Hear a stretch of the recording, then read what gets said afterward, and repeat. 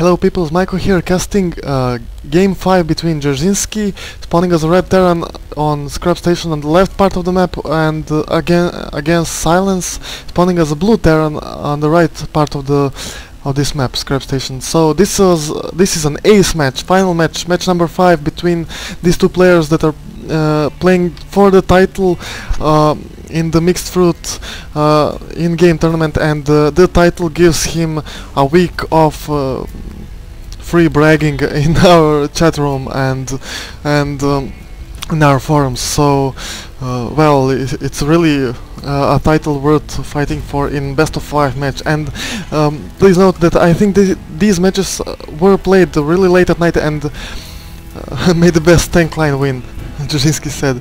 So these two players are really tired, and we saw in the last game how a slight lack of concentration can cost these two players a game. So if you didn't watch the previous 4 matches, please do so. I'll try not to spoil the way how the results were moving, scored. Oh well. Please note, I'm not a native English speaker, so sometimes I can't find the right word to describe something, but I hope that at least these games are more interesting than my voice is. So, as we can see again, Silence going for standard opening, no shenanigans, and we see the same thing from Dzerzhinsky, and I do expect some air play because of the obvious reasons. These two bases are so close by air, so it is most likely that at least one of the players will decide to go air. And of course I didn't preview any of the games of in this series, so I have no idea who wins this game, who wins the series, and I have no idea how which build orders, which strategies and tactics the player used to in these battles. And we can see a little blunder here by Silence. He put 4 harvesters in this refinery, so one of the SCVs is standing here all the time, not doing anything. He lost some of that mining time, and Silence did hide that SCV here, but Dzerzhinsky knows about it, and this SCV's days are numbered, or oh my god, he didn't see it. He knew that it is hidden somewhere, and yes, he will see it now. Will he see it? Yes. So this SCV almost survived, these 2 marines, but now I think that this SCV will see that second guess. And did he see it? No, he didn't see the second guess, but he did see the barracks going up. So nice scouting information. And in the meanwhile, also Silence going for a factory after barracks. And I think you already noticed that I often mistakenly say barracks for factory and other way around, so please forgive me. I think, well, like I said, English is not my native language. So Silence going for 1-1-1 build, and I'm almost certain he'll go some Banshee play, because he did do some Banshee play in some of the previous games, and Dzerzhinsky is again opting for marine tank heavy play, and I hope he don't forget this time to research his siege tech, because it would be really painful. And after that factory, he's up for Starcraft, Starport. Okay, I'm getting tired as well. And Silence is moving out, and he's burning these poor marines, which don't stand any chance against that Hellion, because perhaps he could just try to do some damage against that Hellion. Well, I don't know. Well, Dzerzhinsky did make his choice, and again he's not researching siege tech. I hope this is in purpose, because if he forgot it again, well, I don't want to see this game end just because of a blunder. And Silence cannot break this line here. These marines are put in the bunker, and they're pretty much safe against any run by, but that Hellion sacrificed himself to reveal important information, and now he knows, Silence knows that there is a starport here, so perhaps he can expect a drop or something, and Silence is building that Banshee, so I was right. And Dzerzhinsky scans and sees what's going on in Silence's base, so I think that he'll go engineering baying right away, like he did, but this Banshee is almost done, so this engineering baying, will it be in time?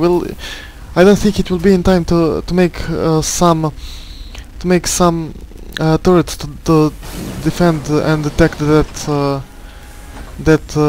Banshees if Silence goes for cloak. So this one Banshee is done, but he is standing. Perhaps Silence, well, now it is moving, and Dzerzhinsky will try to set up some containment here, but again he doesn't have siege tech research while Silence does have, and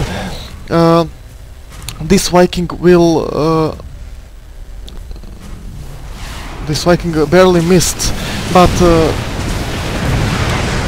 yeah, I think you saw that Viking missed that Banshee, but these two missile towers were done in time, so that one Banshee did no damage, but there is a Viking here preventing any drops, and this is smart placing by Silence, because he saw that starport, and I think he can expect some drops going on, and Dzerzhinsky now researching that siege tech, so I hope it will be on time to not to lose because of that. So okay, I just realized that I spoiled a part of the game, but please forgive me, it's a bit late here as well.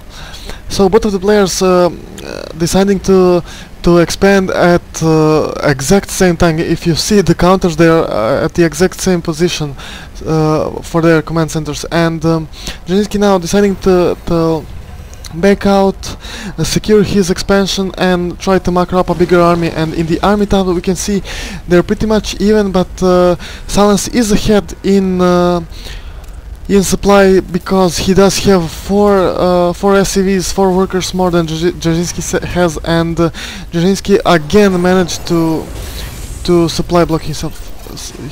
Oh, scratch that, Dzerzhinsky was ahead in supply. Okay, I'm really tired. Perhaps I should stop casting this.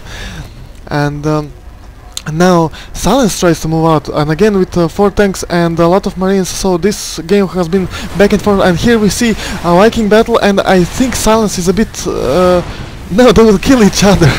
Really funny. And Dzerzhinsky loaded up his medivacs, and he's getting ready for a drop, while Silence is gathering his army on the bottom side, so this can be really interesting. Will it be a base trade, or will some of the players return to defend? But really tight position, tight call for both of the players. So and drop just now coming, and what will be Silence's decision? Will he move back, or will he attack? Will he go for a base trade? He's standing and not doing nothing is the worst thing you could do. Oh no. But now Silence is deciding to go for a base trade, so this will be really interesting. And I think in the army-wise, Silence is a bit ahead, but he is supply block, so he cannot reinforce his army. But Dzerzhinsky is doing nothing. He could just A-move these marines and devastate them, and all of the SCV is transferring to attack, while this command center is moving to this hidden location that is guarded by this destructible debris here. So I think in this base trade that Silence is a bit ahead, and Dzerzhinsky almost doing nothing. Oh my god.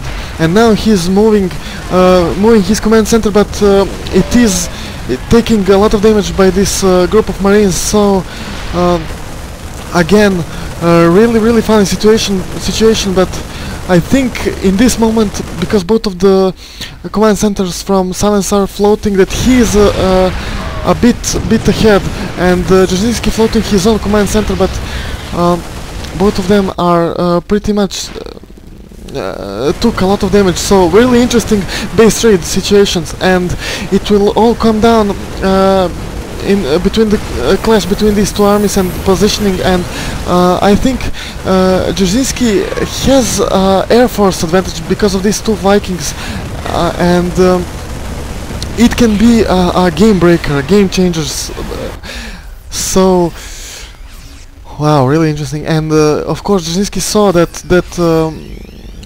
command center moved, so this will be a command center race, and Dzerzhinsky doesn't have any supply depots, so he is a supply block, so only these two command centers are providing him supply, so it will be a bit hard to regenerate this army. And same thing for Silence here. So these two armies are looking one another, and it will be a game of positioning. But Silence here deciding to retake Dzerzhinsky's main base, so he's way ahead now because he does have mining, and he's rebuilding his base, building again these supply depots, so he will soon be able to even produce an army. So in much better shape now Dzerzhinsky, Silence is. So still Dzerzhinsky does have air force advantage, and he is scanning for remaining bases of the Silence, and this command center cannot escape because there are both ground and air forces inbound to destroy it. And but in the meanwhile, Dzerzhinsky isn't even yeah, I just realized he doesn't have any SCV, so he must have sacrificed at least some of his army if he wants to rebuild his SCVs, his supply depots. While in the meanwhile, Silence is rebuilding in his X base, and now Dzerzhinsky just now able to call down some mules and produce some SCVs to re-establish these supply depots and try to rebuild his bases. So really interesting situation, and we'll see who will come ahead. And Silence doesn't know where. Well, he does know about this orbital command, but there is another one floating right here, and it is defended by these roaming forces. And now it wouldn't be a good time to attack, but like I said again, Dzerzhinsky does have air force advantage, but not for long. GG. Dzerzhinsky decides to leave the game. Whoa, no, he will try to break this, and this can be really tricky.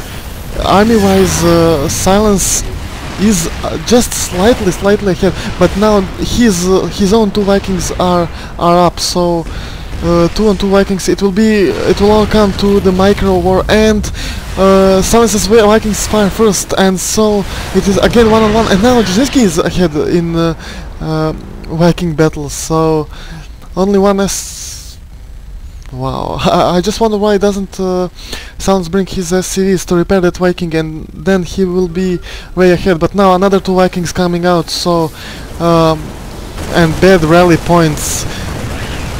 These two players must be really tired while they were playing this game, because it is a serious blunder to lose that much important two Vikings now that way. But nevertheless, Silence is killing off Dzerzhinsky's orbital command, and he only has this one base here left, and this kind of game can prolong themselves to infinity, because at least I bet that each one of you did have a game when your opponent just turtled here in the bench a whole load of missile turrets, and it took you some